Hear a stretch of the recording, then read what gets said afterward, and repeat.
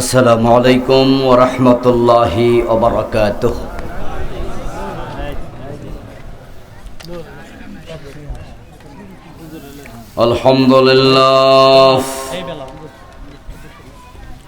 আলহামদুলিল্লাহি নাহমাদুহু ওয়া নাস্তাঈনুহু ওয়া নাস্তাগফিরুহু ونعوذ بالله من شرور أنفسنا ومن سيئات أعمالنا من يهد الله فلا مضل له ومن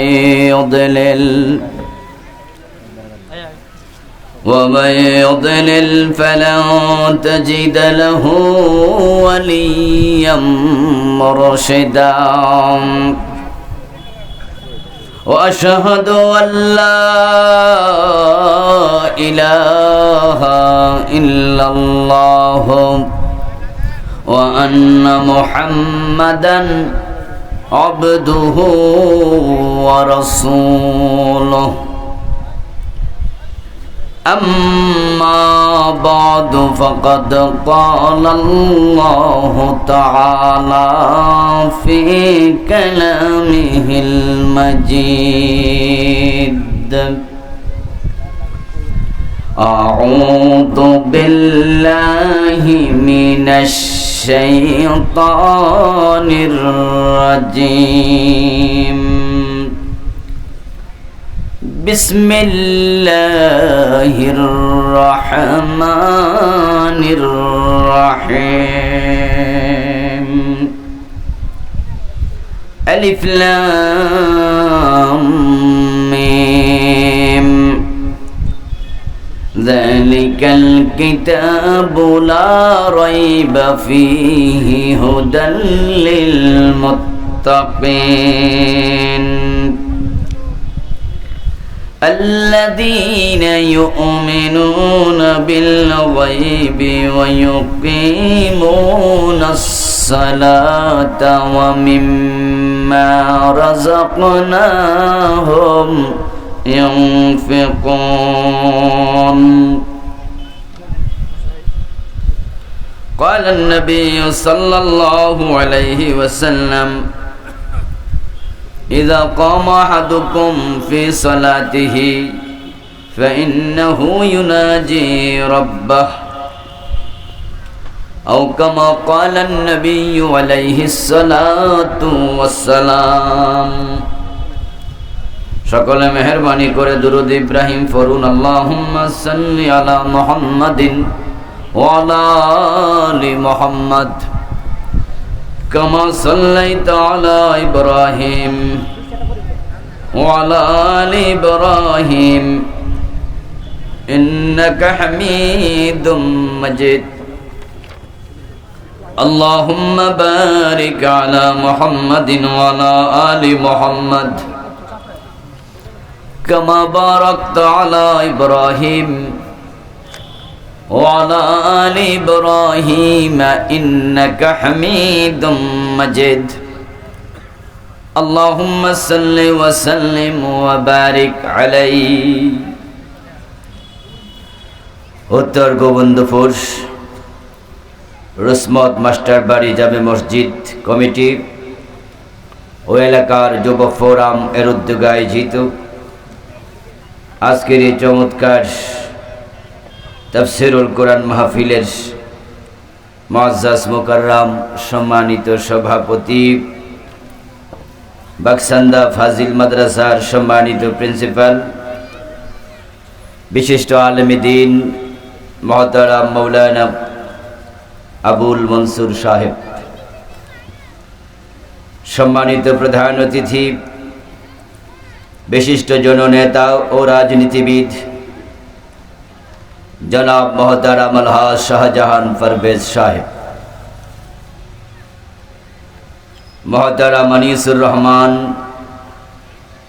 জনাব মোহতারাম শফিকুল ইসলাম ভুইয়া হিমেল সাহেব, জনাব আবুল কাশেম রতন সাহেব সহ উপস্থিত অন্যান্য সম্মানিত মেহমান বৃন্দ, মহতারাম মাওলানা জুবাইর ইবনে আব্দুল হাই, মাওলানা মুর্শিদ আলী সাহেব, মাওলানা আসাদুল্লাহ সাহেব সহ উপস্থিত অন্যান্য সম্মানিত আলোচক বৃন্দ, মহতারাম উলামায়ে কেরাম, ইসলাম প্রিয় তৌহিদি জনতা, পর্দার অন্তরালের সতী সাধবী মা ও বোনেরা, আপনারা কেমন আছেন?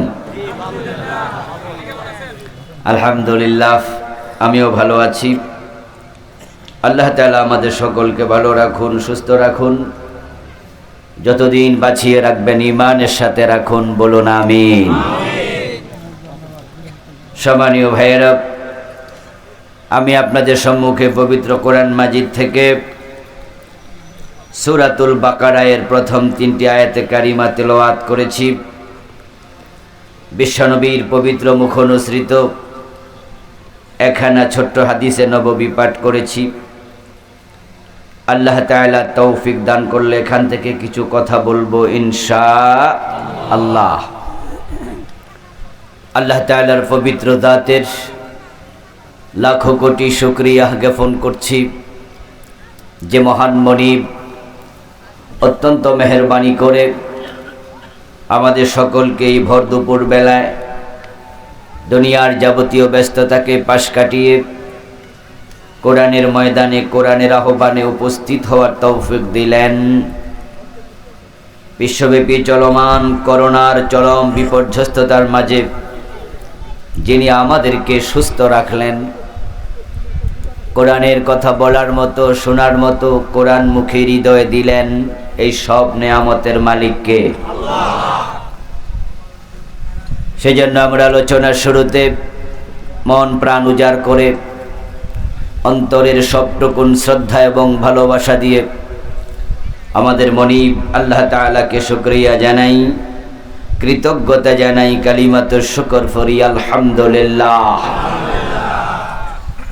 দুরূদ ও সালাম বিশ্বনবী সাইয়্যিদুল মুরসালিন, ইমামুনা কুদওয়াতুনা, হাবিবুনা উসওয়াতুনা, তাবিবু কুলুবিনা মুহাম্মাদুর রাসূলুল্লাহ সাল্লাল্লাহু আলাইহি ওয়াসাল্লামের উপর, সাহাবায়ে কেরাম ও শুহাদায়ে জামের আলা ইল্লিয়িন আল্লাহ তাআলার কাছে কামনা করছি, বলুন আমিন। সম্মানিত ভাইয়েরা, আসুন আমরা পবিত্র কোরআন মাজিদের যে অংশটুকু পড়েছি সেখান থেকে কথা বলতে চাই। আল্লাহ তাআলা বলেন, আলিফ লাম মিম, আলিফ লাম মিম। এই শব্দের অর্থ একমাত্র ভালো জানেন আল্লাহ, আমরা জানি না। এগুলোকে বলা হয় হুরুফে মুকাত্তাআত। বিভিন্ন সূরার শুরুতে এই জাতীয় হরফ আরো আছে, ইয়াসিন, হামিম, তাসিম, মিম, আলিফ লাম রা, আছে না? কোরআন মাজিদে মোট সূরা হলো 114টা। এই জাতীয় হরফ আছে 29টি সূরার শুরুতে। কয়টা? 29টি সূরার শুরুতে এই জাতীয় হরফ আছে। তামাম দুনিয়ার প্রায় সব মুফাসসির একমত, এই জাতীয় হরফের অর্থ ভালো জানেন একমাত্র আল্লাহ। তাই তারা বলেছেন আল্লাহু আ'লামু বিমুরাদিহি বিহ। হবে না? এই জাতীয় শব্দ দিয়ে কি বুঝাতে চেয়েছেন আল্লাহ, এটা তিনিই ভালো জানেন। কোন কোন মুফাসসির বলেছেন হাদা সিররুম বাইনাল্লাহি ওয়া বাইনা রাসূলিহি। এই শব্দগুলো হলো আল্লাহ এবং তার রাসূলের মাঝখানে গোপন রহস্য, গোপন ভেদ। আল্লাহ এটা অন্য কাউকে জানাতে চান না। যেহেতু এটা আল্লাহ এবং রাসূলের মাঝখানে গোপন রহস্য, সেখানে আমাদের নাক গলানোর কোনো দরকার নাই। আমরা বললাম আলিফ লাম মিম, এর অর্থ জানে কে?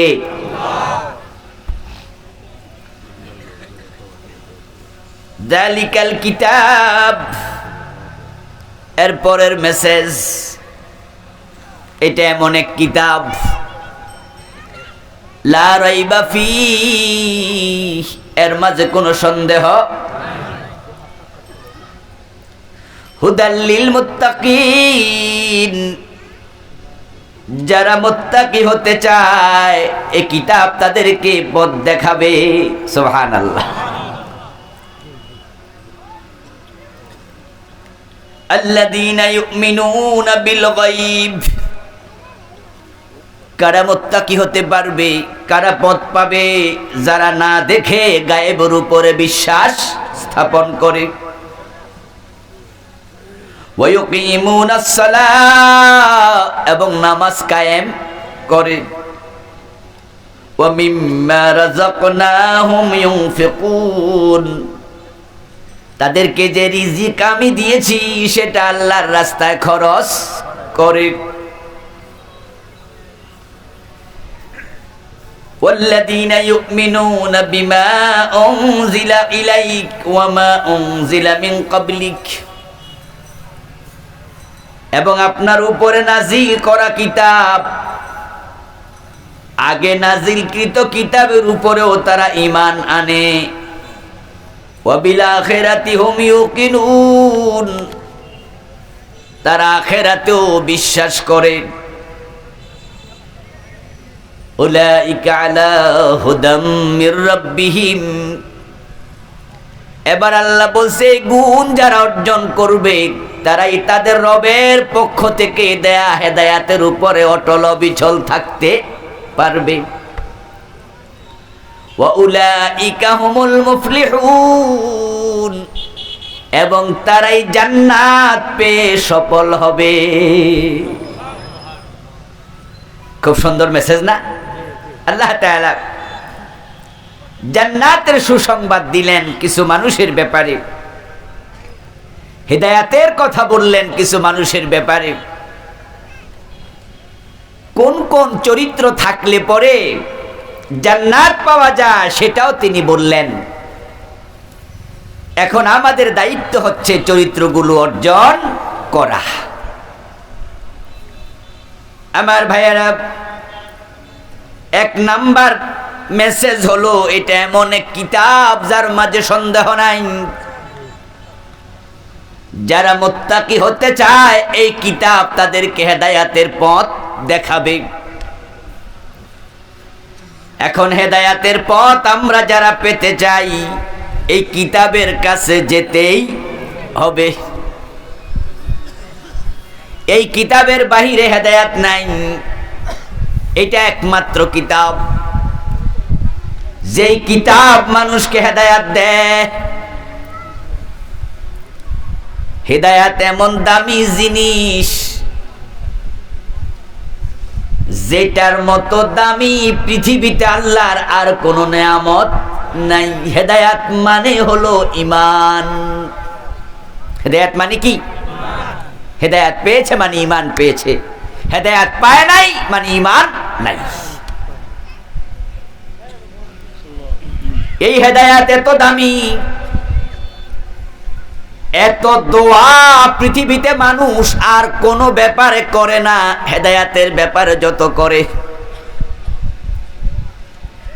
দিনে কমপক্ষে একজন মুসলমান বালেগা নরনারী 17 বার আল্লাহর কাছে দোয়াটা করতে বাধ্য। 5 ওয়াক্ত ফরজ নামাজ 17 রাকাত। কয় রাকাত? ফজরে কয় রাকাত? জোহরে, আসরে, মাগরিবে, এশা। এই 17 রাকাতে আমরা কম পক্ষে 17 বার আল্লাহর কাছে বলছি ইহদিনাস সিরাতাল মুস্তাকিম, আমার হেদায়াতের পথটা দিয়ে দাও। রব্বিরহামহুমা কামা রব্বায়ানি সগীরা। এমনও দিন আছে যেদিন আমরা ওই দোয়াটা হয়তো পড়ি নাই। রব্বানা যালামনা আনফুসানা ওয়া ইল্লাম তাগফির লানা, এমনও দিন আছে এই দোয়াটাও পড়ি নাই। রব্বানা আতিনা ফিদ দুনিয়া হাসানা, এই দোয়াটাও পড়ি নাই, এমন দিনও আছে। কিন্তু ইহদিনাস সিরাতাল মুস্তাকিম, এই দোয়া পড়ি নাই এমন একটা দিনও। কতটা গুরুত্বপূর্ণ দোয়া হলে আল্লাহ তাআলা এটাকে নামাজের ভিতরে ঢুকায়া দিছে। সব মানুষ আল্লাহর কাছে নিয়মিত এই দোয়া করে যাচ্ছে, এতে বোঝা যায় পৃথিবীতে হেদায়াতের মতো দামি জিনিস আর নাই।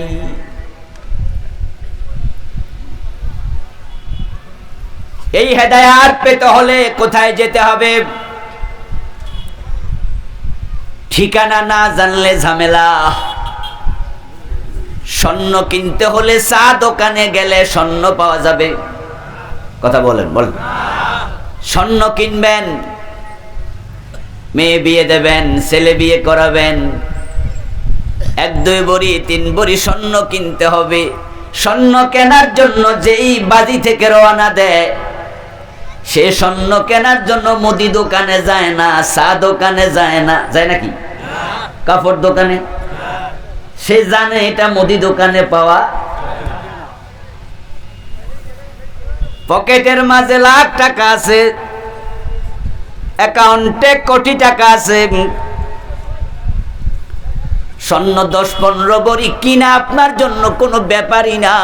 পকেট ভর্তি, ব্যাগ ভর্তি টাকা আছে, কিন্তু স্বর্ণ দোকানে না যায়া মুদি দোকানে গেলে টাকা থাকবে বটে, কিন্তু স্বর্ণ কেনার ব্যবস্থা ওখানে নাই। তাই আগে ঠিকানা বুঝতে হবে। এখন আমাদের দেশের সব মানুষ হেদায়াত চায়। হেদায়াত পাওয়ার জন্য দুপুর বেলায় কেউ খাইয়া আইছে, কেউ খাইয়াও আসে নাই, কেউ আজকে ছুটি নিছে, কারো গুরুত্বপূর্ণ কাজ ছিল, আজকে পারতাম না, আবুল কালাম আজাদ হুজুর আসবে, মাহফিলে যাওয়া লাগবে, তাই কাজ করে নাই, চলে এসেছে। এমনও 2-4 জন আছে না নাই? সাইকেল চালায়া 10 মাইল দূর থেকে এসে গেছে, এমন লোক। উদ্দেশ্য হেদায়াত পাওয়া। এখানে আসলে হালুয়া রুটি দেয়া হবে না, যাওয়ার সময় গাড়ি ভাড়া দেওয়ার সম্ভাবনাও নাই, বরং উল্টা চাওয়ার সম্ভাবনাও। আমার কানে কানে কয়ে দিছে কিছু লইয়াও দিয়েন। আমি তো এসব করি না, পারিও না। ওই হুজুর এরপরেও আমাদের উঠছে কম, অনুরোধ থাকলো। আমি বললাম আচ্ছা দেখবনি। গাড়ি ভাড়া দেয়াবে না কেউ, উল্টা নেবে। মাহফিলে গেলে কিছু টাকা পয়সা দেয়া লাগে, এটাও আমাদের জানা আছে না নাই? এরপরও কেন আসলেন? নিজে সাইকেল চালায়া, নিজে পায়ে হেঁটে, কামগাজ রাইখা আমার চেহারা দেখার জন্য?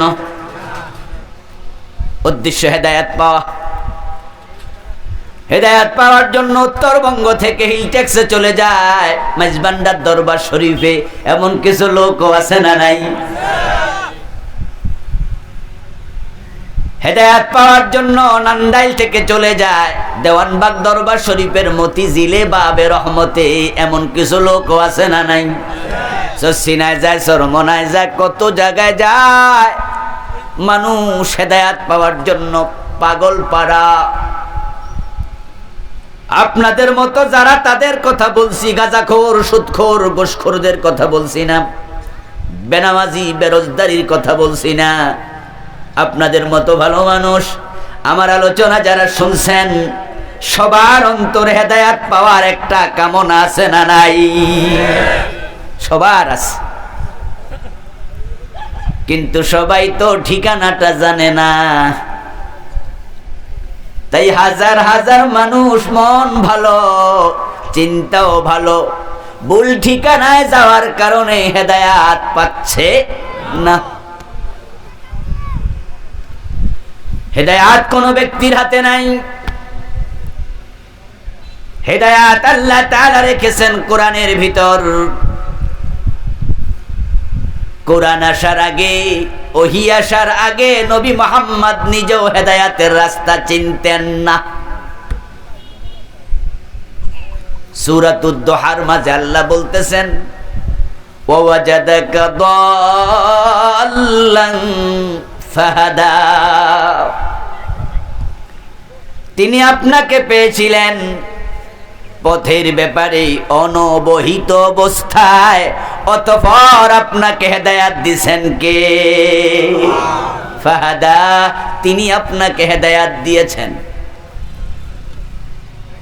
মা কুনতা তাদরি মাল কিতাবু ওয়ালাল ঈমান। আরেক আয়াতে আল্লাহ বলেন, ওহী আসার আগে আপনি জানতেন না কিতাব কাকে বলে, ঈমান কাকে বলে, আপনি জানতেন না। আমি ওহীর মাধ্যমে আপনাকে জানাইছি। এজন্য এই ওহীর অনুসরণ করা আমাদের জন্য নফল না ফরজ? কথা বলেন, কথা বলেন। নফল না ফরজ?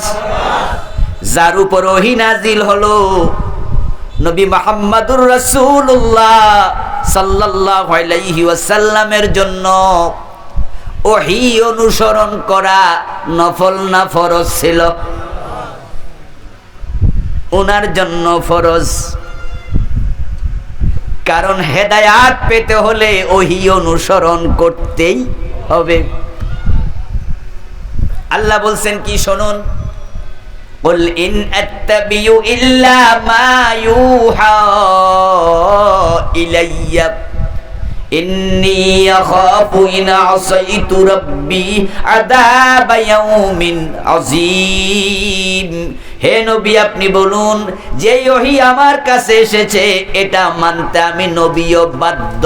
যদি না মানি, আখিরাতে আযাবের ময়দানে আল্লাহ আমারও ছাড়বে না। মহিলা চোর ধরা পড়ছিল, বিশ্বনবী বললেন হাত কেটে দাও। রাসূলের নাতি পালক পুত্র যায়েদের ছেলে ওসামা রাদিয়াল্লাহু তাআলা আনহু এসে বলে, না না দাদা, হাত না কেটে অন্য শাস্তি দেয়া যায় কিনা একটু বিবেচনা করুন। মেয়েটার বিয়ে হয় নাই, যদি হাত কেটে দেন বিয়ে হওয়ার সম্ভাবনা কমে যাবে। এই মেয়েটার বংশের নাক কান কাটা যাবে, লজ্জা পাবে। অন্য শাস্তি দেয়া যায় কিনা একটু ভাবুন। বিশ্বনবী কি বললেন? আল্লাহর কসম, যদি আমার মেয়ে ফাতেমা চুরি করে আমি ফাতেমার হাতটাও কেটেই দেব। এই কথা বলার কারণটা কি?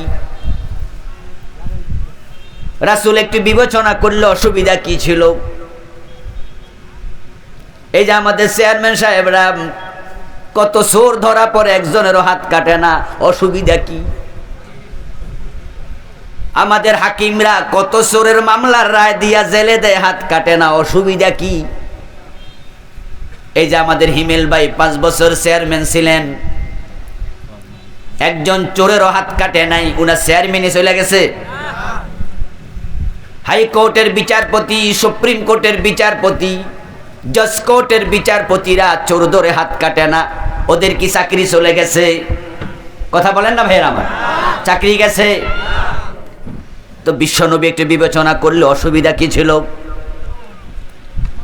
বরং বিবেচনা তো করলেনই না, বরং উল্টা বলে দিলেন, আমার মেয়ে ফাতেমা চুরি করলে তার হাতও কেটে দেব। কারণটা কি? এর কারণ হলো চোর ধরে হাত কাটার আইন আল্লাহর কোরআনে আছে না নাই? ওই আইনের বাহিরে যাওয়ার অধিকার নবী মুহাম্মাদেরও নাই। ঝামেলাটা এখানেই। এখন যদি এই চিন্তা আমাদের প্রেসিডেন্ট করত, আমাদের প্রধানমন্ত্রী করত, আইনমন্ত্রী করত, যে কোরআনের আইন মানতে আমরাও বাধ্য, তাহলে তারা সংসদে আইন পাশ করাইতো, তাহলে আমাদের চেয়ারম্যান সাহেবেরা ধরে চোর হাত কেটে দিতে পারত, চোরের হাত কেটে দিতে পারত। কিন্তু আইন তো করেনি, ওনারা কাটবে কেমনে? হিদায়াত কোথায়? কোন ব্যক্তির হাতে নয়, হিদায়াত হলো আল্লাহর কোরআনে। এটা অনুসরণ যে করবে সেই হেদায়াত পাবে, যে কোরআন অনুসরণ করবে না সে হেদায়াত পাবে না। রাসূল সাল্লাল্লাহু আলাইহি ওয়াসাল্লাম বলেছেন, মান ইবতাগাল হুদা ফি গায়রিহি আদাল্লাহুল্লাহ। যে ব্যক্তি কোরআন বাদ দিয়া অন্য জায়গায় হেদায়াতের জন্য যাবে, হেদায়াত তো পাবেই না, আল্লাহ তাকে পথহারা করে ছেড়ে দেয়।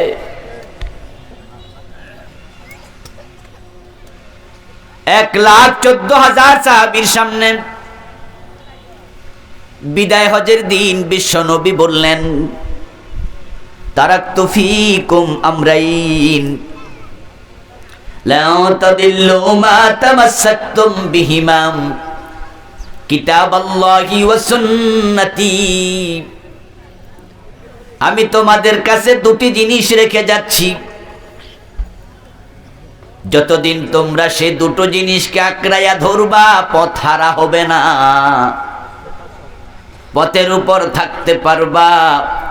আদ্দু আলাইহা বিন নওয়াজিস, ও দুটাকে মারির দাঁত দিয়া শক্ত করে কামড়াইয়া ধরে রেখো। আমি চলে যাব, দুটি জিনিস রেখে যাব, পথ হারা হবে না, হেদায়াতের উপরে থাকবা যতদিন সে দুটাকে আঁকড়াইয়া ধরে রাখতে পারবা। কটি জিনিস? কথা বলেন না, আরো জোরে বলেন কয়টা? একটা হলো পীর সাহেব, আর একটা ওনার খলিফা, ঠিক না? আমাদের দেশের লোকেরা হেদায়েতের জন্য যায়, পীর সাহেবের পিছনে দৌড়াচ্ছে। বাংলাদেশের মতো এত পীর পৃথিবীর কোন দেশে নাই। বরং ঢাকার পাশে একটা জেলা আছে মানিকগঞ্জ, ওই মানিকগঞ্জে গেলে দেখা যায় প্রতি বাড়িতেও 2-3 জন পীর আছে, ঘরে ঘরে পীর, বেড়া পীর, বেড়ি পীর। পীর বাবা শুধু নয়, সেখানে আছে পীর আম্মা, মহিলা পীরও আছে। অভাব নাই পীর সাহেবের। আমি পীর বিরোধী নই, তাদের প্রতি আমার শ্রদ্ধা আছে, ভালোবাসা আছে। এই দেশে পীর সাহেবরা দিন প্রচার করেছেন, নবী আসেনি, রাসূল আসেনি, সাহাবী আসে নাই, তাহলে ইসলাম আসলো কোত্থেকে? দুর্গাপুর, কৃষ্ণপুর, লক্ষ্মীপুর, শুভপুর, এরকম গ্রাম বাংলাদেশে আছে না নাই? জেলার নাম ব্রাহ্মণবাড়িয়া। কিসের নামে? ব্রাহ্মণের নামে। ব্রাহ্মণপাড়া কুমিল্লায়, আজকে রাতে আমার মাহফিল ওখানে, ব্রাহ্মণপাড়া। তাহলে বোঝা গেল এটা মুসলমানের পাড়া ছিল না হিন্দুদের? কথা বলেন না আপনারা, কিছু বলেন, বলেন আমার সাথে। ব্রাহ্মণ কি মুসলমান না হিন্দু? তো ব্রাহ্মণ পাড়া মানে কি? হিন্দুদের পাড়া ছিল। আমার নিজের গ্রামের নামও দুর্গাপুর, এর মানে দুর্গা পূজা হইতো। এত কৃষ্ণপুর, এত শুভপুর, এত দুর্গাপুর, এত লক্ষ্মীপুর, এত ব্রাহ্মণপাড়া, এত ব্রাহ্মণবাড়িয়া, এত ব্রাহ্মণ সরাই লোকে, এত মুসলমান আসলো কোত্থেকে? আসমান থেকে নাজিল হয়েছে? তো নবী আসে নাই, রাসূল আসে নাই, সাহাবী আসে নাই, দিন প্রচার করলো কে? এই দিন প্রচারের পিছনে পীর সাহেবদের ভূমিকা আছে না নাই? এটা আমি স্বীকার করি। জনপুর থেকে, ফুরফুরা থেকে, আরো কত জায়গা থেকে পালকিতে চড়ে, নৌকায় চড়ে, ঘোড়ায় চড়ে তারা এসে দিন প্রচার করেছে। আমি পীর সাহেব বিরোধী নই, কিন্তু ব্যাপারটা হলো হেদায়াতের জন্য পীরের কাছে যাওয়াটা একটা বিভ্রান্তি, এটাই হলো ভুল। পীরের হাতে হেদায়াত নাই, হেদায়াত আল্লাহর কোরআনে। তাই দেখবেন যেখানে একজন পীর সাহেব ছিল সেখানে কোরআনের একটা মাদ্রাসা আছে না নাই? সরসিনা পীর সাহেব ছিল, বিশাল মাদ্রাসা। ধামতি পীর সাহেব ছিল, বিশাল মাদ্রাসা। সোনাকান্দা পীর সাহেব ছিল, বিশাল মাদ্রাসা। এভাবে সরসিনা, এরপরে সরমনায় পীর সাহেব ছিল, বিশাল মাদ্রাসা।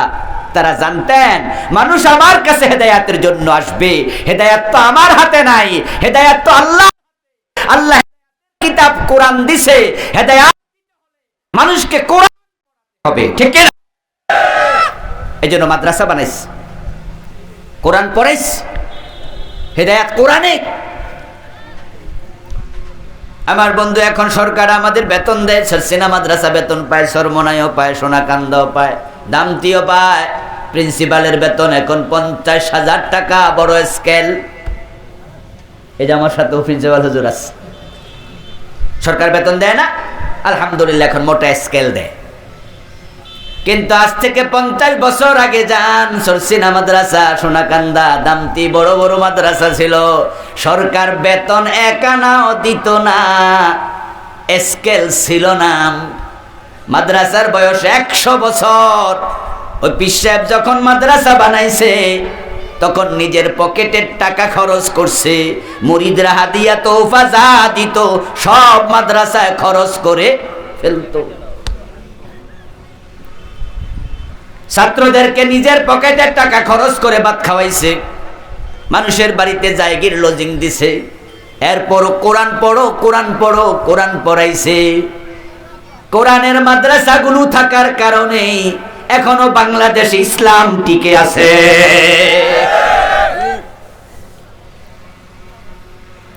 নানুপুর বিশাল বড় মাদ্রাসা আছে না নাই? পীর সাহেব হুজুর আছে, মাদ্রাসাও আছে। এখন আপনারা যারা হেদায়াতের জন্য মাহফিলে এসেছেন, আবুল কালাম আজাদের কাছে হেদায়াত নাই। আমি জান্নাতের পথ নিজেই তো চিনি না, আপনারে কেমনে চিনাবো? আজকে জোহরের নামাজ পড়ছি আমি দক্ষিণ দিকে ফিরে, এই তো কিছুক্ষণ আগে আপনাদের এখানে আজান হলো, আজানের পর আপনারা এখানে জামাতে নামাজ পড়লেন, আমিও ঘরে জামাতে নামাজ পড়ছি, কিন্তু বাড়িওয়ালা আমারে কয় এটা পশ্চিম, আমি এদিকে ফিরে পড়ছি। আজকে আমার কাছে এখনো মনে হয় এটা দক্ষিণ। উত্তরের দক্ষিণ লাগে, দক্ষিণের পূর্ব লাগে, পশ্চিমের দক্ষিণ মনে হয়। এমন ঝামেলা আপনাদের হয় কিনা? একটু দূরে গেলে হয় কিনা? আমরা আর জান্নাতের পথ এত সোজা, পূর্ব পশ্চিম চিনি না, দূরে গেলে ঝামেলা লাগে। এই ঝামেলা সরসিনার পীর সাহেবের লাগে না, কথা কয় না আমার ভাইয়েরা। সরমনার হুজুরের হয় না, ডাকালিয়ার প্রিন্সিপালের হয় না, হোক। কিন্তু হাটহাজারী মাদ্রাসার যিনি প্রিন্সিপাল, ওনার এই জাতীয় ঝামেলা নাই। ওমা উতীতুম মিনাল ইলমি ইল্লা কলিলা। এই ঝামেলার কারণ আমাদের এলেম অনেক বেশি না সামান্য?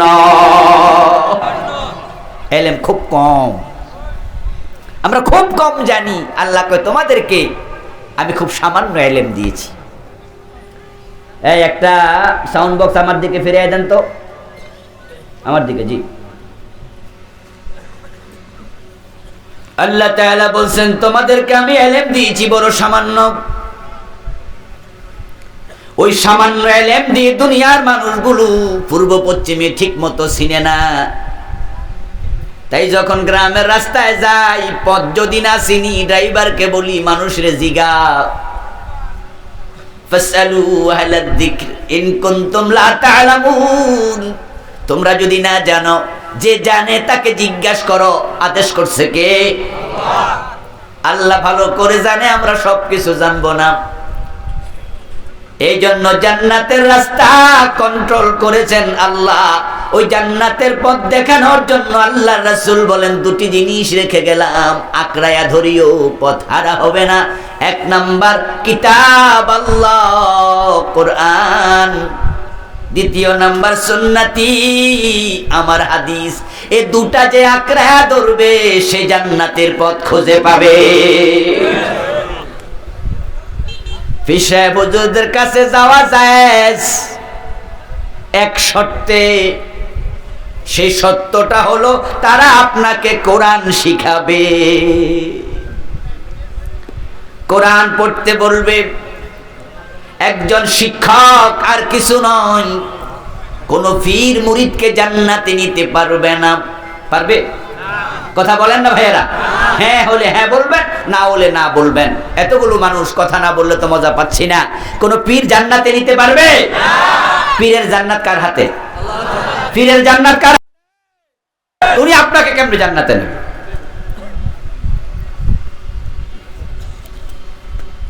এবার বলুন তো, পীর যে পীর হইছে কোরআন পড়া লাগছে কিনা? কথা বলেন না, লাগছে কিনা? হাদিস পড়া লাগছে কিনা? তো উনিও তো হেদায়েত শিখে কোরআন হাদিস থেকে। এখন আপনি বলবেন হুজুর উনি কোরআন হাদিস জানবে, যাই না আমরা রে জানাইয়া দেবে, দ্যাটস এনাফ। আমি বলবো জি না, মুসলমানের ধর্ম এটা নয়। বেদ পড়বে কে? ঠাকুর মশাই। ইনজিল পড়বে কে? পাদ্রী মশাই। এটা খ্রিস্টানদের নিয়ম। ইনজিল পড়বে পাদ্রী, বেদ পড়বে, গীতা পড়বে, মহাভারত রামায়ণ পড়বে ঠাকুর। কিন্তু মুসলমানের ধর্ম তা নয়। হুজুর শুধু কোরআন পড়বে না, বরং সব মুসলমানের জন্য ইলম শিক্ষা করা ফরজ।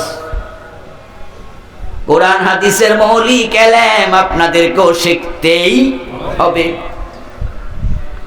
এটা না শিখে পীরের কাছে গেল মুসিবত।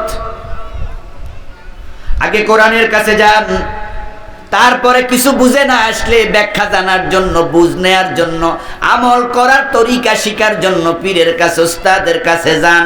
কোরআন বাদ দিয়া যায়েন না। কোরআন বাদ দিয়া যাওয়ার কারণে আজকে ভণ্ড পীরের হাতে পইরা অনেক মুরিদ ঈমান হারাচ্ছে, ঈমানটা পর্যন্ত হারাচ্ছে। ঈমান ছিল, পীরের বাড়ি যাওয়ার আগ পর্যন্ত ছিল, ওখানে পৌঁছার পরে ঈমান শেষ হয়েছে। গেছিল ভালোর লাইগা, উল্টা হয়েছে। বয়স 80 বছর, জীবনে কোনদিন আল্লাহ ছাড়া কারোর সেজদা দেয় নাই। নামাজ টামাজ মাঝে মাঝে কিছু কাজা করছে, আবার পড়ছেও, কিন্তু সেজদা 80 বছর জীবনে যে কয়বার দিছে, শুধু কারে দিছে? অন্য কারোরে। এখন নাতি একটা ঢাকা ইউনিভার্সিটি পড়ে, হেতে বাড়িয়ে কয় দাদা এক পীরের সন্ধান পাইছি। ওই পীর সাহেবের কাছে গেলে ডাইরেক্ট জান্নাত পাওয়া যায়। কি রে কস নাতি, এটা আবার কোন পীর? কই ঢাকা যাইবানি আমার লগে, সামনে শুক্রবার আছে। এখন দাদার মনে একতি পীর সাহেবদের প্রতি আমাদের সবার কম বেশি শ্রদ্ধা আছে। কই চল দেখে আসি।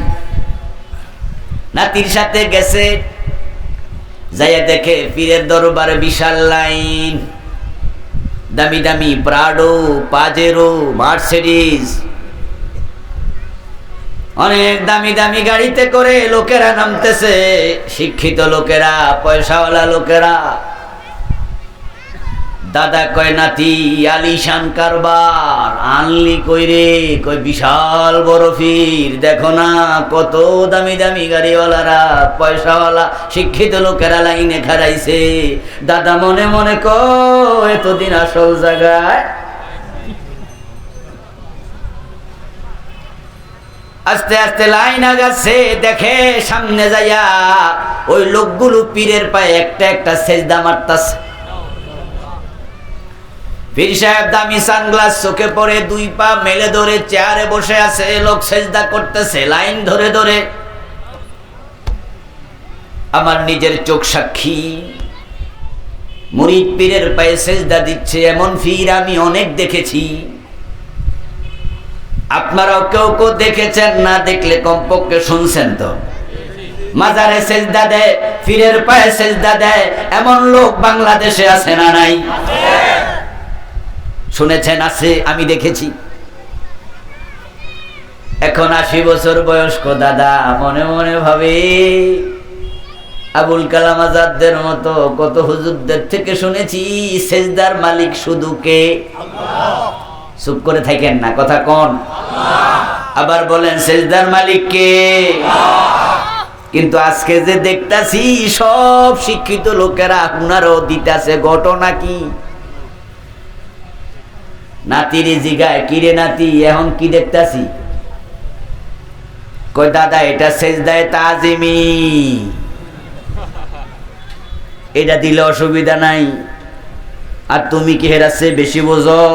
যারা দিতাছে না বুঝা দিতাছে। দাদা মনে মনে কয় কি করি কি করি, লাইনেও খারাইছি কি করি, সাথে শয়তান আছে না নাই? বিশ্বনবী বলেন এমন কোন মানব সন্তান নাই যার সাথে শয়তান নাই। আমি নবী মুহাম্মাদের সাথেও একটা শয়তান আছে। ফাইন্নাহু আসলামা বি, তবে সে আমার কাছে মুসলমান হয়ে গেছে। সে আমার আনুগত্য করে, আমারে ধোঁকা দেয় না। নবী মুহাম্মদুর রাসূলুল্লাহ সাল্লাল্লাহু আলাইহি ওয়াসাল্লাম বলেন সবার সাথে শয়তান আছে। এবার আপনারা একটু জবাব দেন তো, আপনাদের সাথে একটা একটা শয়তান আছে না নাই? ওই দাদা মিয়ার সাথেও আছে না নাই? শয়তান আমাদের বন্ধু নাকি দুশমন? সে ঈমান দিতে চায় না কেড়ে নিতে চায়। সে এবার ওই দাদারে কয়, এই মিয়া বেশি বোঝো নাকি, সেজদা মারো। পীরের বাড়ি গেছিল ঈমান পাইতে, এখন লক্ষণ যা দেখা দিছি ঈমান পাইছে না যাইতাছে? এখন দাদা তালে পইরা পীরকে দিল সেজদা মাইরা। বাড়ি ফিরতেছে, লক্ষ্য করুন বন্ধু, যাওয়ার সময় ঈমান ছিল, আসার সময় আর নাই।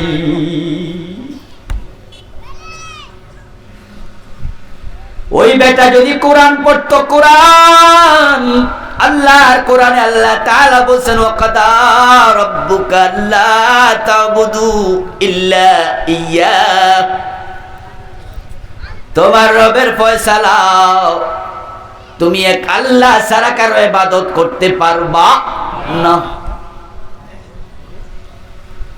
ইবাদতের মাঝে সেরা ইবাদত হলো নামাজ, নামাজের মাঝে সেরা অঙ্গ হলো সেজদা। তাই মুসলমানের মাথা আল্লাহ ছাড়া কারো কাছে নত হবে না।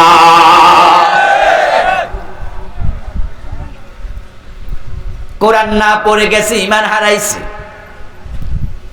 পীর সাহেবের দরবারে গেছে হেদায়েতের জন্য, গিয়ে দেখে বেড়াও লাফায় বেড়িও লাফায়, পর্দা করে না, সরাসরি মহিলা মুরিদ বানাচ্ছে, এমন পীরও আছে না নাই? এখন বেটা মুরিদ হইছে। পীর সাহেব হুজুর কয় একা একা বেহেশতে যাইবা, বৌমারে নিবা না? মুরিদ মুস্কি হাসি দিয়া কয় হুজুর কি যে কোন, হেরে ছাড়া তো আমি বাজারেও যাই না। জুতা কিনতে গেল বউ লইয়া বাজারে যায়, এমন কিছু লোক আছে না নাই? হুজুর কয় তাহলে বেহেশতে যদি বউ মারে নিতে চাও, পরের বাড়াইতে বউ মারে সাথে কইরা, বউ নিয়া মেয়ে নিয়া পীরের কাছে যায়, নিজের বউ দিয়া পীরের পা টিপায়, এমন মুরিদ আছে না নাই? যদি বেটা কোরআন পড়তো, কোরআনের মাঝে পর্দার আয়াত আছে না নাই? আল্লাহর কোরআন তাকে বলতো যেই পীর পর্দা করে না তার কাছে মুরিদ হইও না, মুরিদ হইও না, সে পীর নয়, সে একটা আস্তা ভণ্ড। এই জন্য আপনি কোরআন না পড়ে, হাদিস না পড়ে যদি আপনি পীরের কাছে হেদায়েতের জন্য যান, বিভ্রান্ত হওয়ার সম্ভাবনা। দালিকাল কিতাব লা রাইবা ফীহ, এটা এমন এক কিতাব যার মাঝে কোনো সন্দেহ নেই। হুদাল্লিল মুত্তাকিন, এটা মুত্তাকিদেরকে পথ দেখাবে। এর মানে যারা মুত্তাকি হতে চায় তাদেরকে কোরআনের কাছে যেতেই হবে। ঈমান হারা মানুষ তখন হবে যখন মানুষ কোরআন ছেড়ে দেবে। আর বর্তমান যুগে কোরআন ছেড়ে দেয়া মানুষের সংখ্যা কম না বেশি? আজকের মাহফিলে আপনারা যে কয়জন এসেছেন আত্মসমালোচনা করেন, কোরআনের প্রথম থেকে শেষ পর্যন্ত আপনি কয়বার খতম দিয়েছেন? আল্লাহ যা মেসেজ দিয়েছে কয়বার বাংলা অর্থ পড়েছেন? যদি আপনি না পড়েন বুঝতে হবে কোরআনের মেসেজটাই আপনার কাছে এখনো ক্লিয়ার।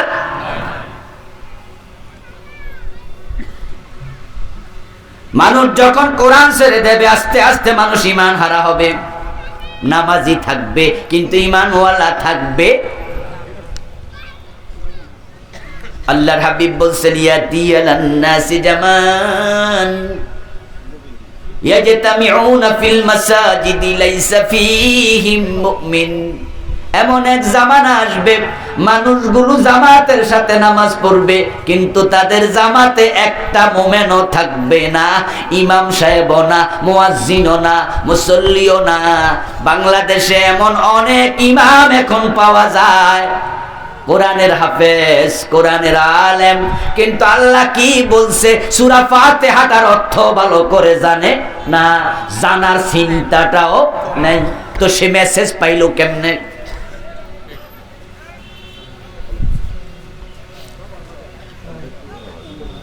ইসলাম কঠিন মনে হয়ে যাচ্ছে, মনে হয় কঠিনের কিছু নাই।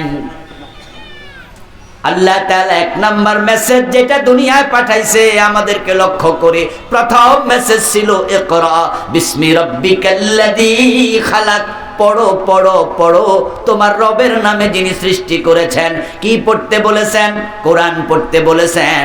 এবার কান খুলে শুনুন, শুধু হরফের নাম কোরআন নয়, শব্দ এবং অর্থ দুটার সমন্বিত নাম হলো কোরআন।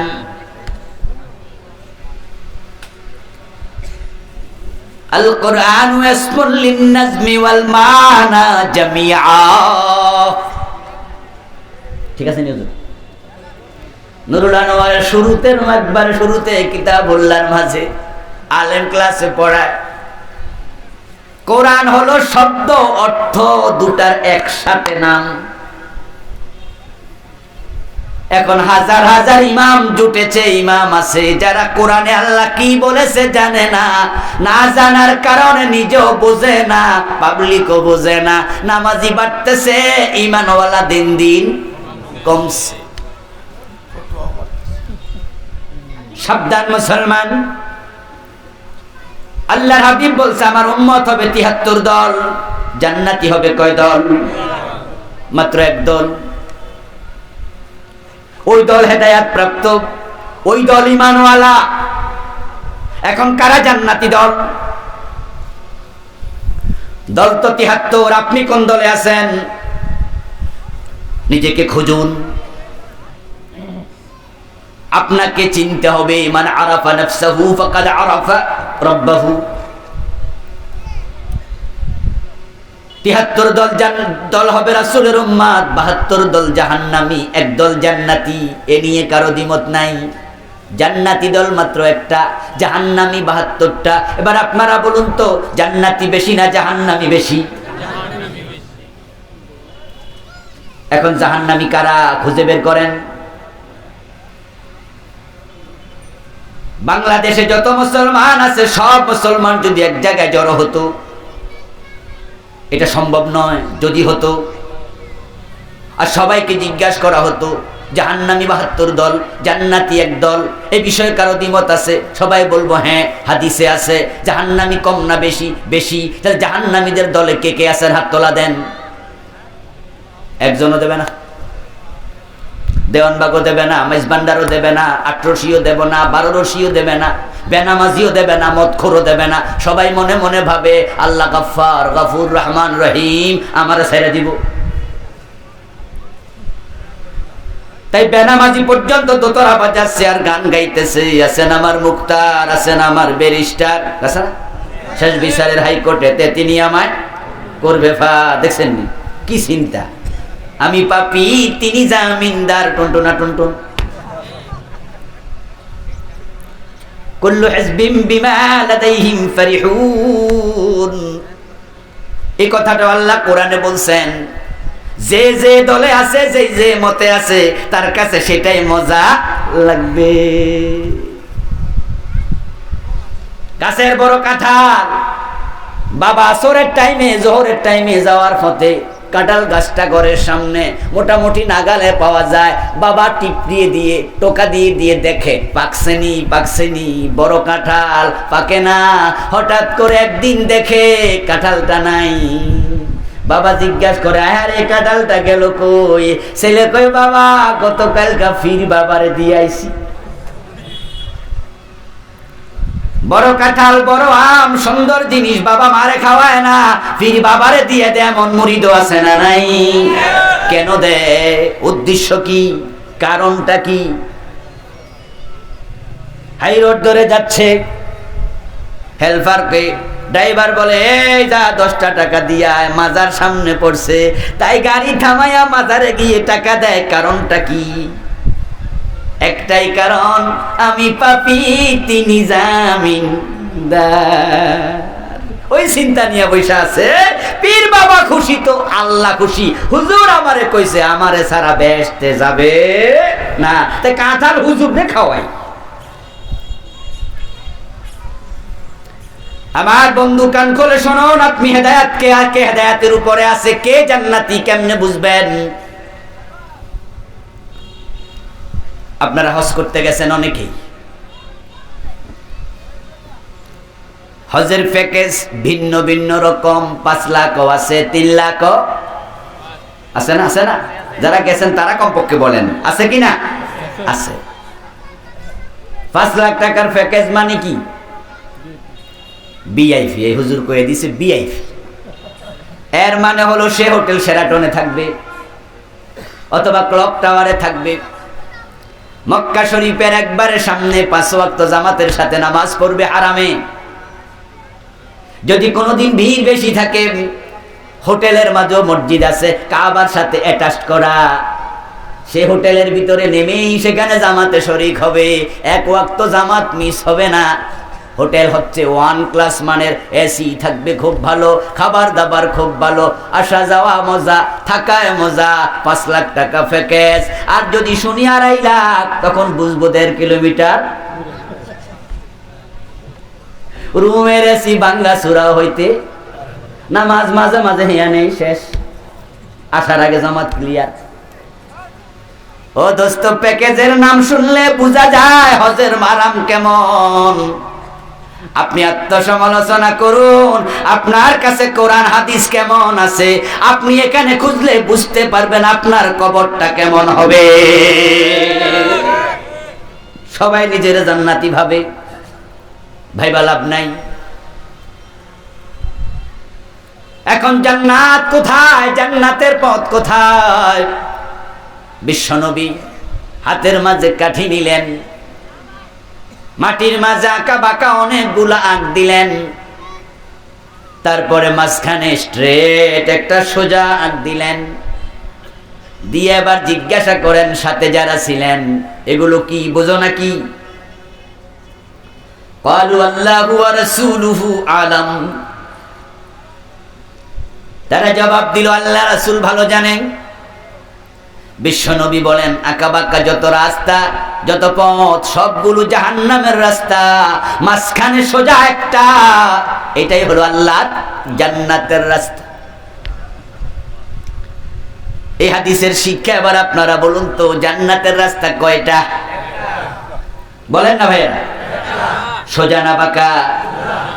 সোজা শব্দের অর্থ হলো মুস্তাকিম, আর রাস্তা শব্দের অর্থ হলো সিরাত। নামাজে দাঁড়ায় বলছেন, ইহদিনাস সিরাতাল মুস্তাকিম, ও আল্লাহ আমাকে সোজা পথটা দেখাও। প্রতিদিন আপনি নামাজে 17 বার কমপক্ষে, সুন্নত যদি নাও পড়েন তাহলে 17 বার, আর সুন্নত ওয়াজিব পড়লে নফল পড়লে আরো বেড়ে যাবে। বারবার বলছেন ইহদিনাস সিরাতাল মুস্তাকিম, আমার হেদায়েত দাও, সঠিক পথ দাও। সেটা কোথায় পাওয়া যায়? বাজারে কিনা যায়? ফ্যাক্টরিতে বানানো যায়? তো পাবেন কই? প্রথম সূরার নাম সূরা ফাতিহা, যেখানে আপনি হেদায়েত চান। দ্বিতীয় সূরার নাম সূরাতুল বাকারা। এবার শুরুতে আল্লাহ কয় যালিকাল কিতাবু লা রাইবা ফীহি হুদাল লিল মুত্তাকিন। ও আমার মুত্তাকি বান্দা, তুমি নামাজে দাঁড়ায়া বারবার আমারে বলছো হেদায়েত দাও, আমি হেদায়েত কোরআনের ভিতরে রেখেছি।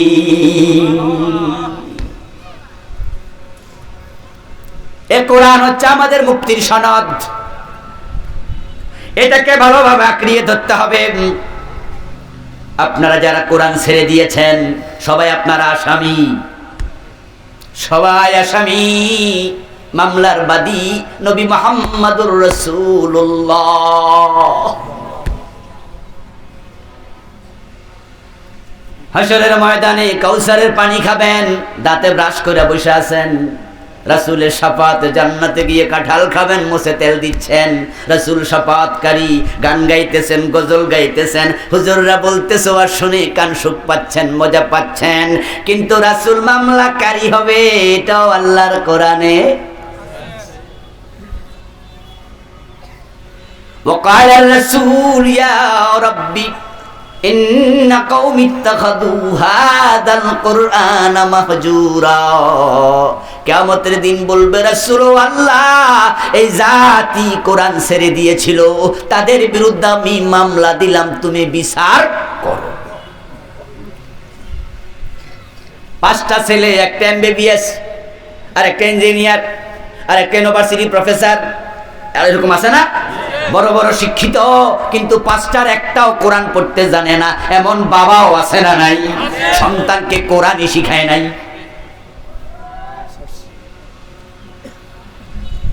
এখানে আপনারা যারা বাবা আছেন, আপনাদের বলছি 2টা সন্তান, একটা সন্তান, 3টা 5টা, যে কয়টা হোক, আপনার উপরে 1 নাম্বার দায়িত্ব ছিল তাকে কোরআন শিক্ষা।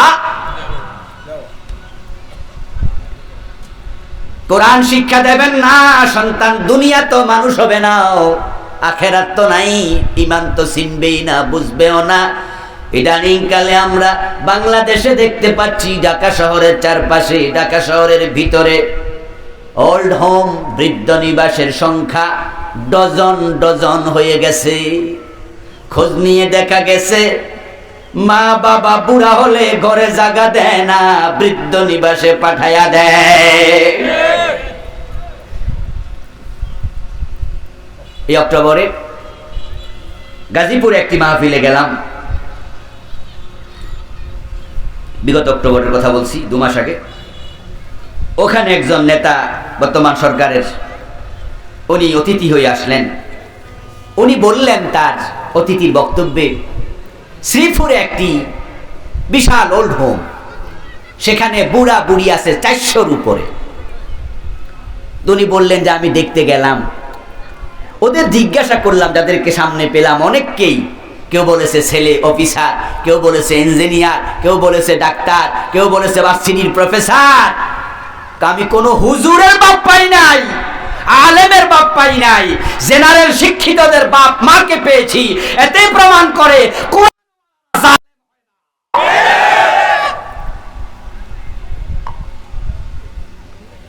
কোরআন শিখাচ্ছেন না, সন্তানদেরকে আপনি উচ্চ শিক্ষিত করতেছেন, হাজার সন্তানকে কোরআন পড়াই না।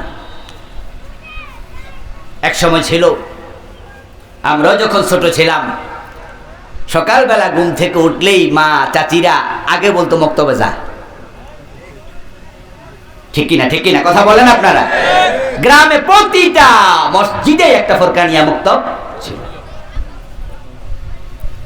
আমার বন্ধু কিন্ডারগার্টেনের ধাক্কা, সে সংখ্যাটা দিন দিন কমতেছে।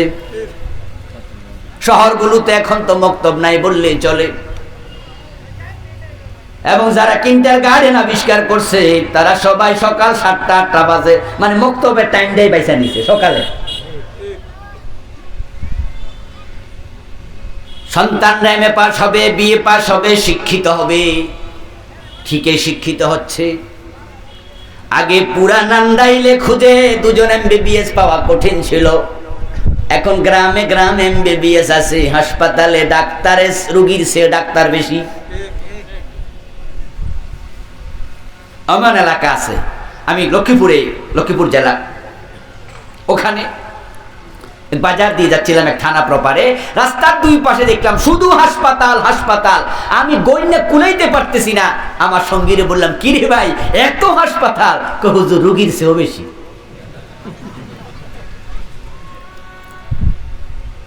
ইঞ্জিনিয়ার অভাব নাই, এমএ পাশের অভাব নাই, বিএ পাশের অভাব নাই। রিক্সাওয়ালার মেয়ে এমএ পাস, বিএ পাস, এমনও আছে না নাই? শিক্ষিত বেড়েছে, আপত্তি নাই, বারুক। ঘরে ঘরে মেট্রিক পাস, বিএ পাস, চাকরি পায় না, রিক্সা চালায়, এমনও। শিক্ষিত বেড়েছে। এবার আপনারা জবাব দেন, ভালো মানুষ বেড়েছে না কমেছে? ভালো মানুষ বাড়ছে। আহা, ডাক্তার হয়েছে বটে, এমবিবিএস হয়েছে, টাকা ছাড়া কিছু বোঝে না। হাসপাতালে গেলে পেট কাটতে দেরি। টেস্ট দরকার 2টা, দিয়া বসে 6টা 10টা, কারণ সেখানেও 50% পাইব। জানে নরমাল ডেলিভারি হবে, কিন্তু ভয় লাগাইয়া দে। আল্ট্রাসোনোগ্রাম করো, রিপোর্ট হাতে নিয়া উল্টাইয়া ধইরা কয়, পানি তো শুকাই গেছে, মাথা তো উল্টে গেছে, গর্দান তো মোটা হয়ে গেছে। সব মিছা কথা কইছে। সে জানে নরমাল ডেলিভারি হলে 5,000, পেট কাটলে 30,000। অধিকাংশের চরিত্র ভালো আছে খুব কম, খুব কম। অধিকাংশ মিথ্যাবাদী হয়ে গেছে। ডাকাত ডাকাত, রাস্তার ডাকাতেরা রাতের বেলা ডাকাতি করে, টাকা দিলে গুলি করে না, ছুরি হাতে লইয়া কয়, এ হুজুর যা আছে দেন, না হয় কিন্তু গুতা মারমু।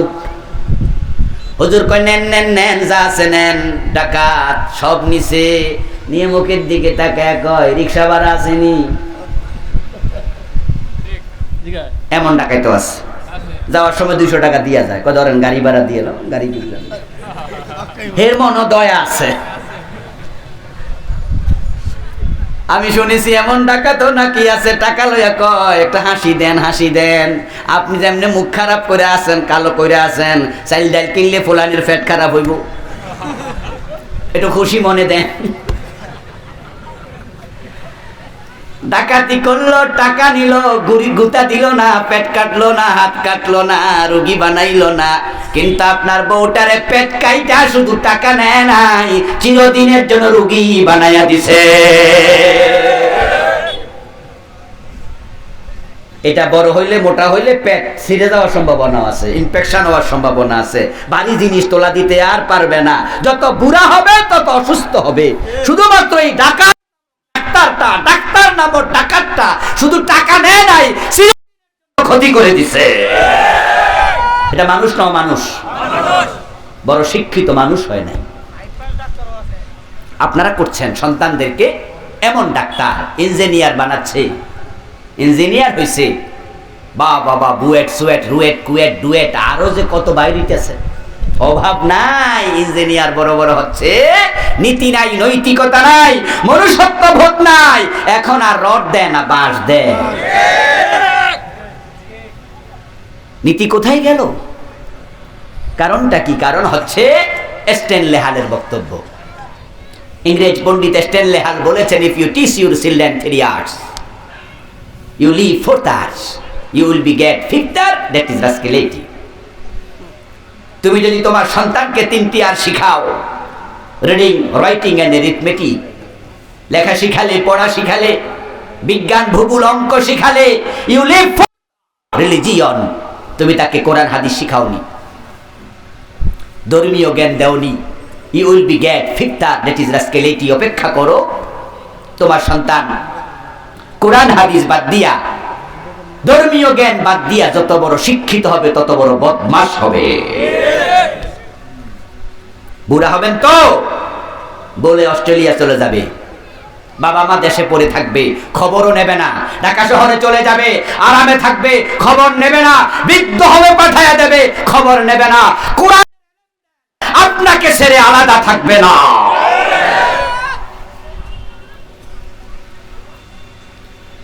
আমার বন্ধু, আখিরাতে জান্নাত পেতে চান, হেদায়েতের পথ আপনাকে আল্লাহর কোরআন দেখাবে। দুনিয়ায় ভালো থাকতে চান, কোরআন আপনাকে নীতি নৈতিকতা শিখাবে, আল্লাহর ভয় তৈরি হবে।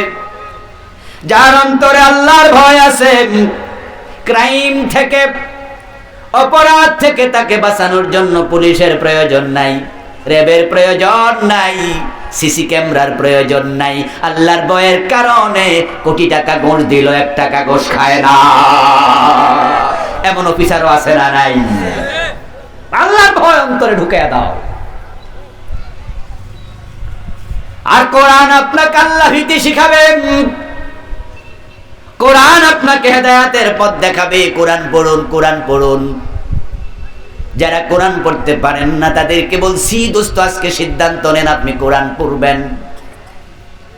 বাংলাদেশে 7 বছর 8 বছর বাচ্চা 30 পারার হাফেজ এমনও আছে না নাই? আর আপনার 50 বছর পার হলো, এখনো দেখে দেখে পড়তে পারেন না আল্লাহর কিতাবখানা। মরার পরে চেহারা আল্লাহরে কেমনে দেখাবেন? এই যে আজকের মাহফিল সভাপতি হুজুর, বাকসান্দা ফাজিল মাদ্রাসার সম্মানীয় প্রিন্সিপাল মুহতারাম মাওলানা আবুল মনসুর হাফেজাহুল্লাহ হুজুর আজকের সভাপতি। সভা মানে অনুষ্ঠান, পতি মানে লিডার। তো হুজুর প্রধান ব্যক্তি, সভাপতি। উনি যদি এইরকম একটা সিরিকুটে কিছু লিখে, সাদা কাগজে কিছু লিখে উনি আমাকে দেয়, আমি বক্তৃতা দিচ্ছি, উনি আমাকে দিল, উনি দেওয়ার পরে যদি আমি এটার দিকে ফিরে না তাকাইয়া লইয়া পকেটে রাখিয়া দিই, হুজুর মাইন্ড করবে না? কথা বলেন না বেরা, কথা বলেন না। হুজুর মনে কষ্ট পাবে না? হুজুর ভাববে যে আরে উনিকে আমি কি লিখলাম, উনি একটু পড়লো না, কি অহংকারী বক্তা রে, আমার ব্যাপার উনি খারাপ মন্তব্য করবে, মনে কষ্ট পাবে। আচ্ছা এটা কি ঠিক কিনা? আমি যা বলছি ঠিক কিনা? উনি একটু কষ্ট পাবে। আল্লাহ 30 পারা কোরআন পাঠাইলো, আপনার 50 60 70 বছর সময় দিল, চোখ দিল, কান দিল, বিবেক দিল, বুদ্ধি দিল, আপনি কি কইছে পড়লা, আল্লাহ কি রাগ করে না? নাখোশ হয় না? বেজার হয় না? আপনার কিসের জান্নাত? বরং আল্লাহ রাসূল সাল্লাল্লাহু আলাইহি ওয়াসাল্লাম বলেছেন, কিতাবটা পড়ো, যে ব্যক্তি কোরআন পড়বে, মান কারাল কোরআন ওয়া আমালা বিমা ফি উলবিসা ওয়ালিদাহু ইয়াউমাল কিয়ামাতি তাজান দাউহু আহসানু মিন দাউইশ শামস। সন্তানকে কোরআন পড়ান, নিজে কোরআন পড়ুন। রাসূলুল্লাহ বলেন, যে ব্যক্তি কোরআন পড়বে, কোরআন যা বলেছে সেটা আমল করতে থাকবে, আল্লাহ এত খুশি হয় ওই কোরআনের পাঠক আমলকারীর মা বাবার মাথা কিয়ামতের দিন নূরের তাজ পরাইয়া দেবে, যেটার উজ্জ্বলতা হবে সূর্যের চেয়েও বেশি। যে ব্যক্তি কোরআন পড়বে মানার নিয়তে, জানার নিয়তে, ফাজাহুল মাউত, 1 বছরে মৃত্যু এসে গেছে, ফাবাইনাহু ওয়া বাইনান নাবিয়্যিনা দারাজাতুন ওয়াহিদা। আপনি কোরআন পড়তেছেন জানার জন্য, মানার জন্য পড়া শুরু করে দিয়েছেন, পড়া শেষ করতে পারেন নাই, এখনো বুঝে উঠতে পারেন নাই। যদি মৃত্যু এসে যায়, নবী মুহাম্মদ বলেন, চেষ্টা করার কারণে আল্লাহ তাআলা খুশি হইয়া তাকে নবীর পাশের জান্নাত দিয়ে দেবে। ও বুড়া মুরব্বী বাবা, আপনাকে বলছি, কানে শোনেন না, কম শোনেন, চোখে দেখেন না, কম দেখেন, দাঁত পড়ে গেছে, হা বলতে পারেন না, গাইন উচ্চারণ করতে পারেন না, কফ বলতে পারেন না। আপনি ভাববেন হুজুর আমার কি হবে? স্কুলে মাদ্রাসায় পড়ার জন্য বয়স আছে, আপনি 80 বছর বয়সে প্রাইমারিতে ভর্তি হতে গেলে টিচার বলবে বেমানান আপনি বাড়িতে পড়েন, আপনার এখানে আনতে পারবো না, ভর্তি হবে না। ও বন্ধু, মেট্রিক পাস না কইরা আইয়ে ভর্তি হওয়া যায় না, আইয়ে না পাস করে অনার্সে পড়া যায় না। বাইন্ডিংস আছে, সিস্টেম আছে, বয়সের সিস্টেম আছে, কিন্তু আল্লাহর কোরআনের ছাত্র হওয়ার জন্য কোন রকমের বাইন্ডিংস নাই। মরার আগের দিন হওয়ার সুযোগও আছে না নাই? পুরা জীবন অবারিত। বরং আপনারা যারা বুড়ো হয়ে গেছেন, পড়েন নাই কোরআন, আপনার জন্য আলাদা স্পেশাল গুড নিউজ আছে, সুসংবাদ আছে। ক্বালান নবী সাল্লাল্লাহু আলাইহি ওয়াসাল্লাম আল মাহিরু বিল কুরআন মা'আস সাফারাতিল কিরামিল বারারা। যে ব্যক্তি কোরআনের পণ্ডিত আলেম, বিশ্ব নবী বলেন তার সম্মান হলো আল্লাহর নৈকট্য প্রাপ্ত ফেরেশতাদের মতো, সে খুব সম্মানী। এই গেল যে পণ্ডিত, তার জন্য হুজুরদের মতো বড় বড় আলেমরা আল্লাহর কাছে তার ফেরেশতাদের মতো দামি। এরপরে এবার আপনার কথা বলছি, আল্লাযী ইয়াকরাউল কুরআন ওয়া ইয়াতাতাউ ফী ওয়া হুয়া আলাইহি শাক্কুল লাহু আজরান। আর যে কোরআন পড়তে যায় কষ্ট হয়, চোখে দেখে কম, কানে শোনে কম, উচ্চারণ করতে পারে না, তারপরও থেমে যায় না, চেষ্টা চালায়া যায়। রাসূল বলেন সাধারণ তেলাওয়াতকারী যা সওয়াব পাবে, ওই বেটার জন্য আল্লাহ দ্বিগুণ সওয়াব দিতে থাকবেন। এজন্য প্রতিদিন একটু একটু করে কোরআন পড়বেন, আজকে শুরু করে দেবেন। মসজিদের হুজুরকে বলবেন আমারে পড়ান, আমি আপনাকে 500 লাগুক 1000 লাগুক যা লাগুক আমি মাসে মাসে দেব। জমি বেচা পড়বেন, চাল বেচা পড়বেন। আল্লাহর কোরআনকে সম্মান দেন, আল্লাহ আপনার সম্মান বাড়ায়া দেবে। হুদাল লিল মুত্তাকিন আল্লাযীনা ইউমিনুনা বিল গায়ব। তারাই তো মুত্তাকি যারা গায়েবে বিশ্বাস করে। আল্লাহকে না দেখে বিশ্বাস করা, জান্নাত জাহান্নামকে না দেখে বিশ্বাস করা, ফেরেশতাকে না দেখে বিশ্বাস করা। আমাদের বিশ্বাস এমন, আমরা আল্লাহকে দেখি নাই, এরপর আমাদের বিশ্বাসের মাঝে সামান্য দুর্বলতা নাই। এগুলো মুমিনের গুণাবলী, কখনো কনফিউজ হবেন না। শয়তান মাঝে মাঝে এসে বলে আসমান বানাইছে কে? আপনি বলেন আল্লাহ। জমিন বানাইছে কে? আপনি বলেন আল্লাহ। তোমারে বানাইছে কে? আপনি বলেন আল্লাহ। এবার শয়তান মনের মাঝে উদ্রেক করে আল্লাহরে বানাইছে কে? আল্লাহর হাবিব সাল্লাল্লাহু আলাইহি ওয়াসাল্লাম বলেন শয়তান মাঝে মাঝে ঝামেলাও করবে, তখন তুমি পড়বা আউযু বিল্লাহি মিনাশ শাইতানির রাজিম। আমি শয়তান থেকে আল্লাহর কাছে আশ্রয় চাই। আমি ঘোষণা করছি আশহাদু আল্লা ইলাহা, পড়েন আশহাদু আল্লা ইলাহা ইল্লাল্লাহু ওয়া আশহাদু আন্না মুহাম্মাদান আবদুহু ওয়া রাসূলুহু। আপনি কালেমা পড়ে নেবেন, শয়তানকে দূরে সরাইয়া দেবেন। আল্লাহ গবেষণা করা দরকার নেই। আমার বন্ধু, আপনাকে শয়তান কনফিউজ করবে। আরে বেটা, আখিরাত আছে, জান্নাত জাহান্নাম আছে, তোরে কইলো কেডা? কনফিউজ করবে, কনফিউজ। আমাদের ঢাকা সাভারে বিশাল বড় একটা হাসপাতাল আছে, বেসরকারি হাসপাতাল। ওই হাসপাতালের যিনি ট্রাস্টি, নাম বললে চিনবেন, যেহেতু এটা মিলিয়ে আসছে বললে অসুবিধাও নাই, ডাক্তার জাফরুল্লাহ, নাম শুনেছেন? আচ্ছা, জাফরুল্লাহ সাহেবকে একজন সাংবাদিক প্রশ্ন করছে যে আল্লাহর ব্যাপারে আপনার ধারণা কি? ওনাকে কেউ কেউ নাস্তিক মনে করতো আর কি, হয়তো সাংবাদিক সেজন্য প্রশ্নটা করেছে যে আল্লাহর ব্যাপারে আপনার ধারণা কি। উনি বললেন যে থাকলে থাকতেও পারে। কি বললেন? খেয়াল করেন, কনফিউজ, মানে উত্তরটা কি? কনফিউজ। শয়তান এসে আপনাকে বলবে জান্নাত জাহান্নাম আছে, আখিরাত আছে, তুমি কেমনে জানলা? দেখছো নাকি? ও দোস্ত, আমি আপনাকে বলি ইউমিনুনা বিল গায়বে, এই আয়াত ভালো করে বুঝেন, মেনে নেন। আমার বন্ধু নাস্তিকদেরকে আমি বলতে চাই, নাস্তিকেরা তোমাদের জন্য আমি 30 সেকেন্ড স্পেশাল কথা বলি। এই ভিডিওর মাধ্যমে নাস্তিকদের কাছেও মেসেজ যাবে। লাখ লাখ লোক এক একটা ভিডিওতে ভিউ হয়ে যায়। আমার বন্ধু নাস্তিক, এই পৃথিবীতে দিন দিন এখন বেড়ে যাচ্ছে, কিয়ামতের আগে আরো বাড়তে থাকবে।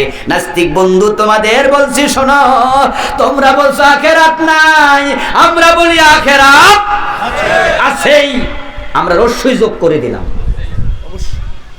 শুধু আছে না, আছেই। তোমরা যা আখিরাত নাই তার দলিল দাও।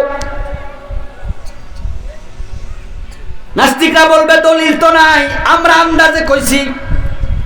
তো আমরা বলি আখিরাত আছে, তারা বলবে তোমরা দলিল দাও দেখছনি। আমরা বলবো দেখি নাই, আল্লাহ কইছে বিশ্বাস করছি।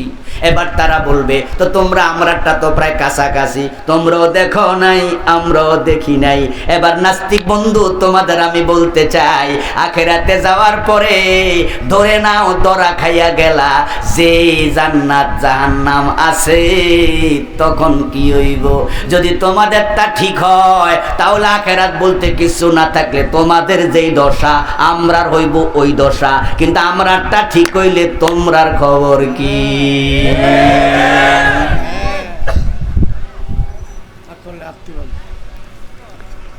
নাস্তিক হওয়ার মাঝে ঝুঁকি আছে না? এরপরে আবার একটা কথা বলি, আখিরাত কমন সেন্স বলে লাগবে, স্বাভাবিক যুক্তি স্বাভাবিক বুদ্ধি বলে আখিরাত লাগবে। এর কারণ কি বন্ধু? এবার শুনুন, আমাদের দেশে যদি কেউ কাউকে গুলি করে মারে, একজন লোক একজনকে গুলি করলো, সে তাকে হত্যা করেছে, প্রমাণ হলো। প্রমাণ হওয়ার পরে রাষ্ট্রীয় আইনে তাকে কি দেয়া হবে? ফাঁসি, ঠিক না?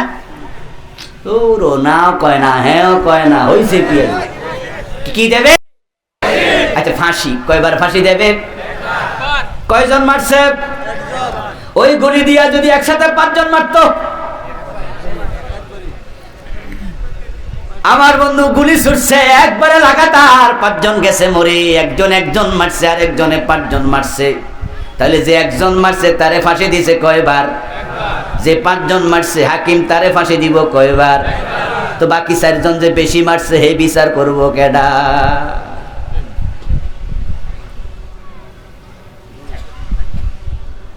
আমার বন্ধু ইসলামের দুশমনির ক্ষেত্রে আমরা আবু জেহেলকে দেখেছি, আবার কাফের হিসাবে আমরা আবু তালেবকেও দেখেছি। আবু তালেবও কাফের, আবু জেহেলও কাফের। আবু জেহেল দুশমনি করেছে রাসূলের, কিন্তু আবু তালেব দুশমনি করে নাই। এখন দুইজনই কাফের, দুইজনের শাস্তি একরকম হইলে কমন সেন্স বলে এটা ঠিক হয় নাই। তাই আখিরাতের মাঝে আরেকজন আদালতের বিচারক দরকার আছে না নাই? যিনি 5 জন খুনকারীকে 5 বার শাস্তি দেওয়ার ক্ষমতা তার আছে। আল্লাযীনা ইয়াকুমুনাস সালাম, যারা নামাজ কায়েম করবে তারাই হেদায়েতের উপরে থাকবে। যার নামাজ নাই, লা দীনা লাহু লিমান লা সালাতা লাহু, যে ব্যক্তির সালাত নাই, নামাজ নাই, ইবনে আব্বাস ইবনে মাসউদ রাদিয়াল্লাহু তাআলা আনহু বলেন ওই ব্যক্তির আসলে দিন নাই, ঈমান নাই। নবী মুহাম্মদ বলেন একজন কাফের একজন মুমিন পার্থক্যকারী হলো শুধু নামাজ। মান তারাকা সালাতাম মুতাআম্মিদান ফাকাদ কাফার, যে ইচ্ছা করে নামাজ ছেড়ে দেয় সে কুফরি করে। আজকের দিনও 3 ওয়াক্ত নামাজ, 2 ওয়াক্ত নামাজ চলে গেছে, জোহর গেছে, ফজর গেছে, গতকাল 5 ওয়াক্ত নামাজ গেছে, 5 ওয়াক্তর 1 ওয়াক্ত পড়ে নাই। এমন কিছু লোক নান্দাইলে আছে না নাই? আপনাদের নিজের ঘরে বাড়ি তো আছে না নাই? সে বাবা নামাজ পড়ে, ছেলে নামাজ। এটা হোসেনপুর? ও আচ্ছা, নান্দাইলের কাছাকাছি না? আমার কাছে নান্দাইলে মনে হয়েছে আর কি। কি উনি আবার নান্দাইল কইতেছে নাকি? আমার বন্ধু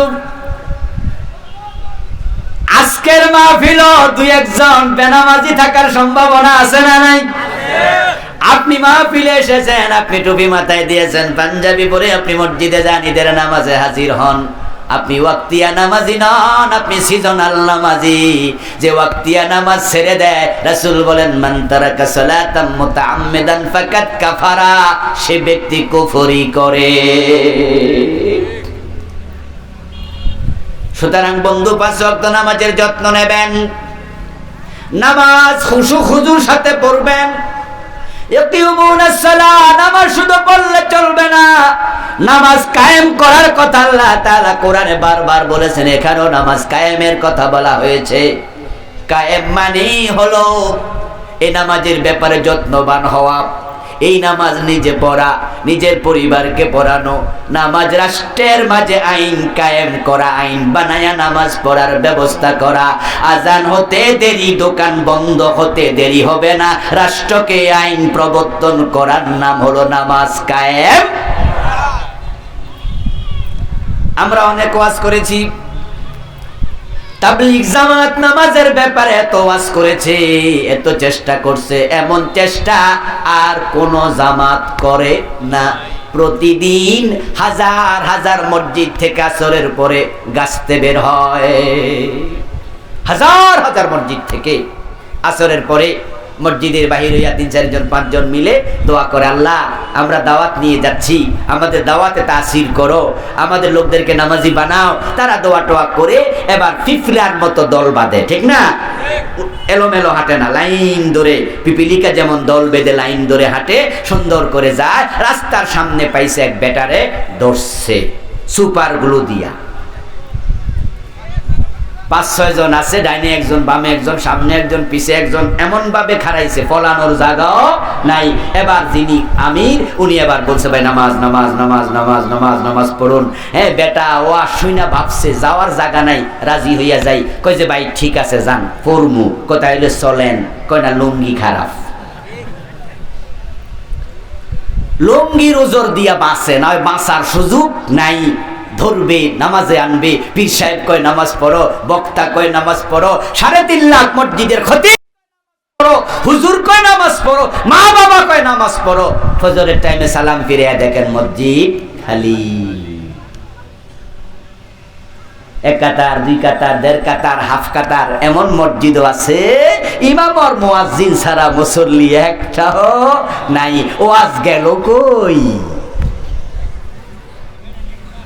আসর মাগরিবের নামাজের পরে দেখবেন বাজারের মসজিদে নামাজ পড়ে সালাম ফিরায়া বারান্দায় দাঁড়াবেন, দেখবেন দোকানে আছে কত হাজার, মসজিদে আছে কয়জন। কুরবানির ঈদের সময় দেখবেন কুরবানির গরু বাজারে, আসরের টাইমে জমজমাট বেচা কেনা, মুয়াজ্জিন কয় হাইয়া আলাস সালাহ, পাবলিক কয় আগে গরু কিনি, ঠিক না? হাইয়া আলাস সালাহ ডাকলো, যায় না, হাজার হাজার লোক গরু কিনতেছে, কিনতে কিনতে আসর শেষ, গরু বাড়ি নিতে নিতে মাগরিব শেষ। এটা নামাজ কায়েম নয়। আল্লাহ তাআলা আকিমুস সালাহ বলে অর্ডার করেছেন, নামাজ কায়েম করো। ও তাবলীগের ভাইয়েরা, ও পীর সাহেবের মুরিদেরা, ও আলেম উলামারা, নামাজিরা, নামাজ আল্লাহ বলেছে কায়েম তখন হবে যখন সংসদ ভবনে আইন পাশ হয়ে যাবে। আজান হওয়ার পরে দোকান খোলা থাকলে লাইসেন্স বাতিল হবে। ইমাম আবু হানিফা, শাফি, মালিক, আহমদ ইবনে হাম্বল রাহিমাহুল্লাহ 4 ইমাম একমত, কোন বালেক যদি নামাজ না পড়ে প্রমাণ হয় তারে জেলে দিতে হবে। জেলে নিয়ে প্রশিক্ষণ দাও, নামাজি হইলে সারা হবে, এর আগে সারা নাই। ইমাম শাফি রাহিমাহুল্লাহ বলেন জেলে দেওয়ার আগে কিছু পিটুনিও দিও। একটু কল্পনার জগতে জানতো, বাংলাদেশে যদি আগামী সপ্তাহে আইন পাস হয়ে যায়, আজান হওয়ার পরে সবাই মসজিদে যাও, ঘোরাফেরা করবা না, দোকানপাট খুলবা না, বন্ধ করে যাও। বাজারের মসজিদে আজান হলো, দোকানদাররা শাটার ফেলে দিল, ক্রেতাও মসজিদে, বিক্রেতাও মসজিদে, সকল যুবক মসজিদমুখী হয়ে গেছে, মুসল্লিরা হয়ে গেছে। একটু কল্পনা করুন তো, নামাজের ওয়াজের দরকার আর আছে নাকি? বরং এক এক মসজিদে 3 বার 5 বার জামাত হওয়া লাগতো। 90% মুসলমানের দেশে সংসদে নামাজের আইন করার সুযোগ আছে না নাই? সংসদে অধিবেশনের সময় আজান হবে, স্পিকার, প্রেসিডেন্ট, প্রধানমন্ত্রী, যিনি সংসদের নেতা থাকবে, ইমাম হয়ে নামাজ পড়াবে। সচিবালয়ে সচিব ইমাম হবে, মন্ত্রণালয়ে মন্ত্রী ইমাম হবে, ডিসি অফিসে ডিসি ইমাম হবে, টিউনো অফিসে টিউনো ইমাম হবে, থাকবে চেয়ারম্যান সাহেব, তার অফিসে ইমামতি করবে। এইভাবে যদি শুরু হয়ে যেত, এই দেশে ঘুষ নামক জিনিস আর থাকতো না।